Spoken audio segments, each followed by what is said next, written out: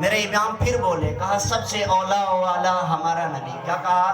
فرمایا سب سے اولا والا ہمارا نبی، سب سے بالا والا ہمارا نبی، خلق سے اولیاء، اولیاء سے رسول، سب رسولوں سے اعلیٰ ہمارا نبی. اللہ تعالیٰ کے سارے انبیاء رحمت ہیں، حضور رحمت للعالمین ہیں. سارے انبیاء رحمت ہیں، حضور رحمت للعالمین ہیں. تو آقا علیہ السلام نے حکم فرمایا، مرو ابا بکر یصلی بالناس، ابو بکر صدیق رضی اللہ تعالیٰ عنہ سے کہو کہ وہ تمام صحابہ کی امامت فرمائیں. مسجد اقصیٰ میں تمام انبیاء نے آقا کو اپنا امام مانا، اور مسجد نبوی میں تمام صحابہ نے حضرت ابو بکر صدیق کو اپنا امام مان لیا. ایک آخری عقیدے کی بات کروں گا. دیکھیں، ہم صحابہ کے سچے عاشق ہیں. ہم کون ہیں صحابہ کے؟ پہلا عشق جو ہم کرتے ہیں وہ سرکار سے کرتے ہیں. کن سے کرتے ہیں؟ آقا علیہ السلام سے ہم سچا عشق کرتے ہیں، ہم محبت کرتے ہیں، ہم جان وارنے کے لیے بھی تیار ہیں. ایک بات ہمیشہ یاد رکھیے گا، جو بندہ یہ دعویٰ کرے کہ میں آقا کریم علیہ السلام سے سچی محبت کرتا ہوں، تو یاد رکھنا، نہ تو وہ کبھی صحابہ کا گستاخ ہوگا، نہ کبھی اہل بیت کا گستاخ ہوگا. کیوں؟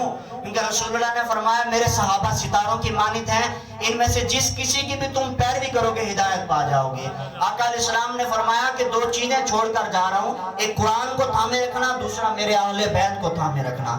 دونوں کو تھامے رکھو گے تو کامیاب ہو جاؤ گے. ہم وہ لوگ ہیں جو صحابہ کی بھی قدر کرتے ہیں، عزت کرتے ہیں، اور اہل بیت کی بھی عزت کرتے ہیں. ان سب کو ہم اپنا سردار مانتے ہیں. رسول اللہ کے سارے صحابہ سچے، سب بولیں رسول اللہ کے سارے صحابہ سب بولیں. دیکھیں یہ عقیدہ ہے، سارے صحابہ. حضرت ابوبکر صدیق بھی کہیں سچے، حضرت ابوبکر صدیق بھی، حضرت عمر فاروق اعظم بھی، حضرت عثمان غنی بھی، حضرت مولا کائنات بھی، حضرت امام حسن بھی، حضرت امام حسین بھی، حضرت امیر معاویہ بھی، حضرت ابو سفیان بھی. سارے صحابہ رسول اللہ کے سچے ہیں، سارے صحابہ رسول اللہ کے عادل ہیں، عدل والے ہیں، سچے ہیں. رسول اللہ کے سارے اہل بیت سچے ہیں، سارے عدل والے ہیں، ساری کمال کی شخصیات ہیں. آج ہم بڑے سکون سے جو ادھر بیٹھے یہ خطاب سن رہے ہیں، آپس میں باتیں کر رہے ہیں، یہ اہل بیت کی قربانیاں ہیں جو کربلا میں انہوں نے پیش کی، جو دین کے لیے قربانی پیش کی. آج ہم سکون سے بیٹھے اپنی زندگی گزار رہے ہیں. ہماری مسجدیں بھی ہیں، ہمارے مدارس بھی ہیں، کوئی ہمیں پریشانی نہیں ہے. یہ اہل بیت کی قربانیاں جو انہوں نے پیش کی، یہ سب وہ صدقہ ہے. تو اس مہینے میں ایک خاص جو پیغام ہے وہ معراج مصطفیٰ صلی اللہ علیہ وسلم کا پیغام ہے. معراج مصطفیٰ ایک ایسا معجزہ ہے آقا کریم علیہ السلام کا. آپ نے جیتی جاگتی، آقا علیہ السلام نے جیتی جاگتی آنکھوں سے روحانی اور جسمانی دونوں طرح اللہ کے نور کا دیدار کیا، دونوں طرح اللہ کے نور کا دیدار کیا. جب سدرۃ المنتہا تک آقا پہنچے، وہاں سے آگے ایک مقام تھا، رف ایک تخت ہے، اس پر آقا علیہ السلام تشریف لے کر گئے.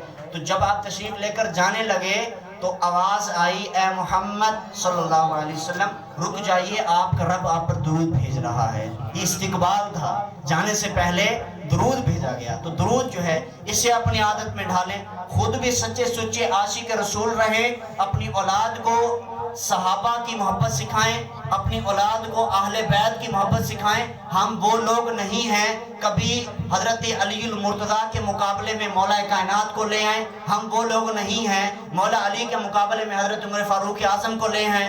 ہم کہتے ہیں مولا علی بھی سچے ہیں، عمر فاروق بھی سچے ہیں، ابو بکر صدیق بھی سچے ہیں، اور حضرت عثمان غنی ذو النورین بھی سچے ہیں.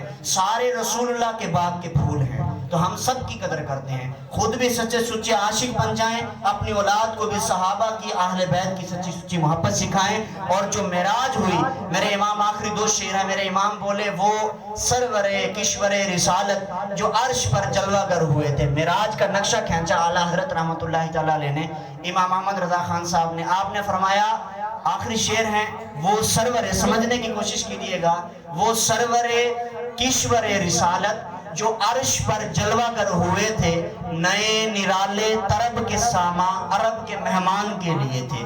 وہاں فلک پر یہاں زمین میں رچی تھی شادی مچی تھی دھومیں. ایسی معراج ہوئی.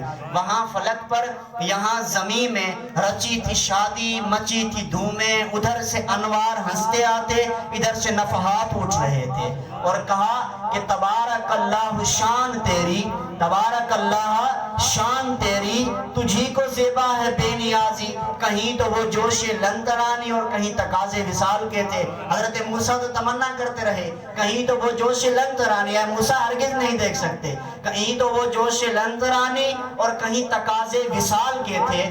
وہی ہے اول وہی ہے آخر, وہی ہے باطن وہی ہے ظاہر, اسی کے جلوے اسی سے ملنے اسی سے اس کی طرف گئے تھے. بہت بڑا یہ قصیدہ معراجیہ ہے. بارہ اللہ تبارک و تعالیٰ میرے یہ کلمات اپنی بارگاہ میں قبول فرمائے.